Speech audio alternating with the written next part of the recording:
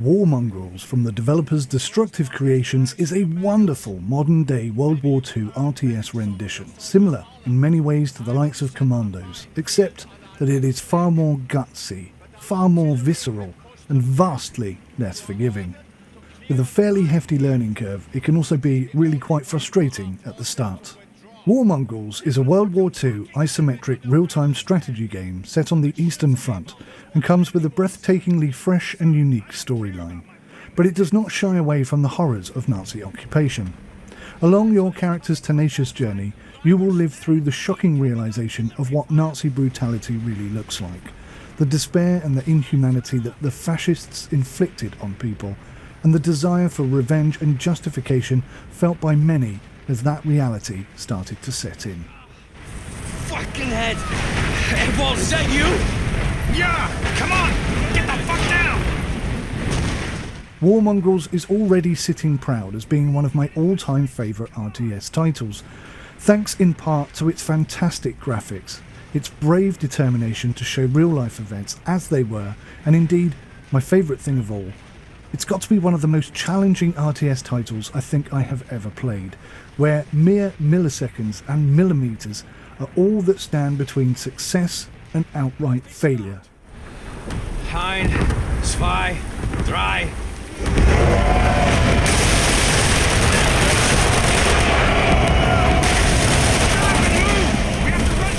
In this game, the AI, although easily tricked, can be devastatingly good at discovering and destroying you.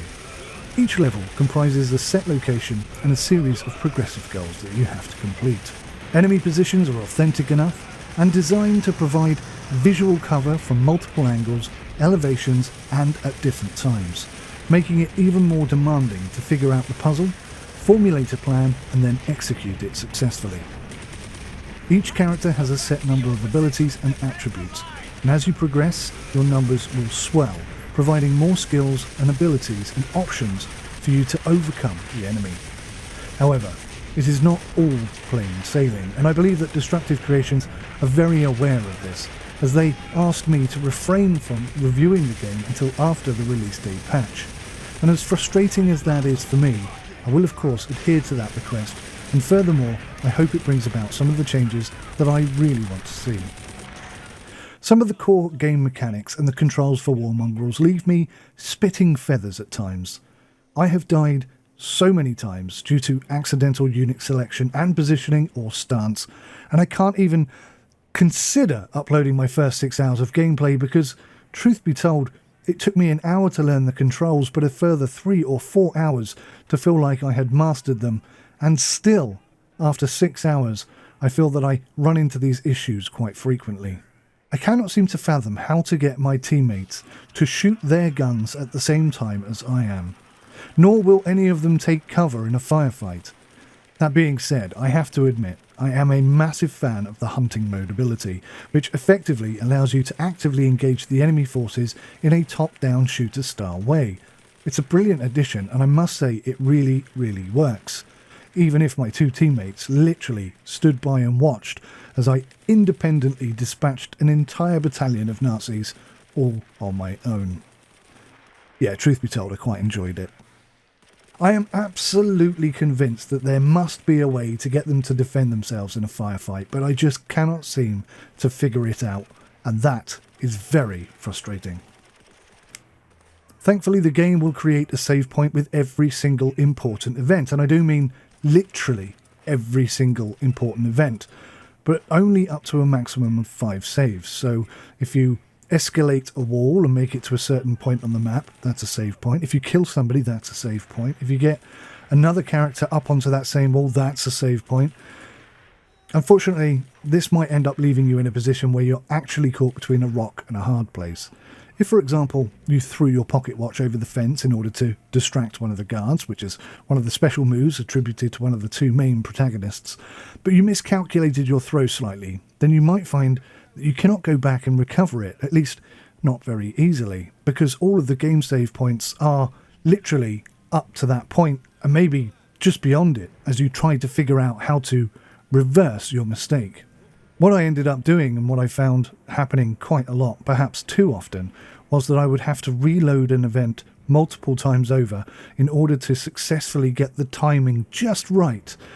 It's a great game when you can get it all timing together and all your pistons are firing at once, but it can also be incredibly frustrating when you have to keep going back because of a slight mistake that you made or that the game kind of tricked you into making.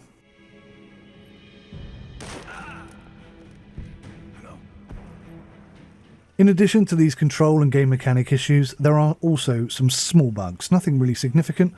Some which stop your character from being able to move when they should be able to. Some issues with pathfinding do exist as well, where your team will often prefer to take a completely illogical shortcut straight past the Nazi guards that you're actually trying to sneak past. And if you kill an enemy guard and throw out a bottle of booze, the next enemy will only see the booze. Now there's an argument here that suggests that that is actually quite realistic, but you can further confuse the enemy by throwing out a pocket watch to one side and a bottle of booze to the other. The poor fellow doesn't know what to do with himself.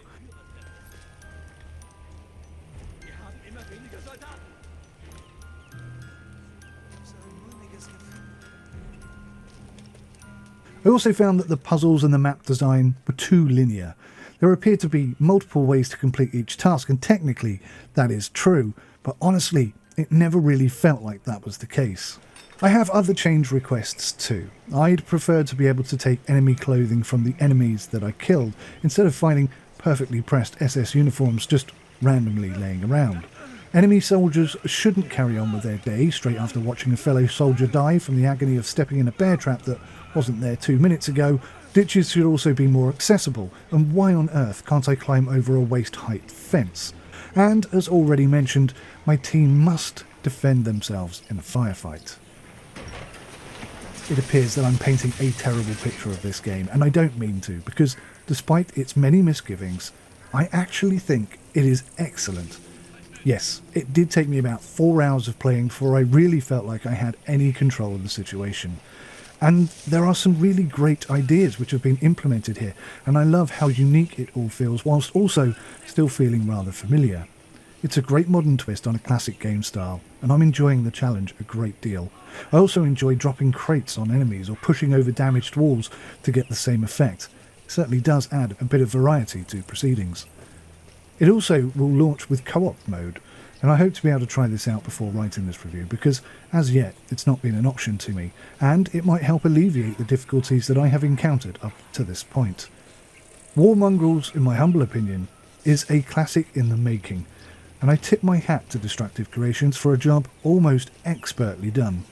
Now, if you could just implement those changes that I've requested in this review, I think we'll have a modern day classic on our hands. Thanks for watching, guys. Hit that like button. Don't forget to subscribe, share with your friends. You know how this works. Leave me a comment in the comment section below, and I thank you very much for your time. Take care till next time. Bye for now.